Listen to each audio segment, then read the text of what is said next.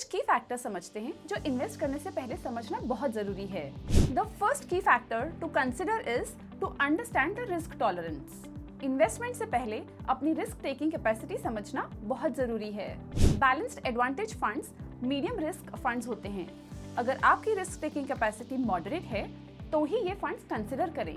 The next key factor to consider is investment horizon. आम का पेड़ लगाने से अगले दिन फल नहीं मिलता है, वैसे ही इन्वेस्टमेंट्स को ग्रो करने के लिए समय देना पड़ता है। इन्वेस्ट करते समय आप 3 से 5 साल का टाइम होराइजन रख सकते हैं। चलिए अगले की फैक्टर की बात करते हैं, which is taxation. Tax treatment fund के एसेट अलोकेशन पर डिपेंड करता है। अगर इक्विटी अलोकेशन 65% या उससे ज्यादा है तो फंड को इक्विटी फंड की तरह टैक्स ट्रीट किया जाता है। ऐसे में शॉर्ट टर्म कैपिटल गेन्स पर 20% टैक्स लगेगा और लॉन्ग टर्म कैपिटल गेन्स के केस में 1.25 यानी कि 1.25 लाख के एग्जेम्पशन के बाद 12.5% टैक्स लगेगा। अगर डेट अलोकेशन ज्यादा है तो फंड को डेट फंड की तरह ट्रीट किया जाता है और टैक्स आपके इनकम टैक्स स्लैब के हिसाब से लगता है। म्यूचुअल फंड निवेश बाजार के जोखिमों के अधीन है।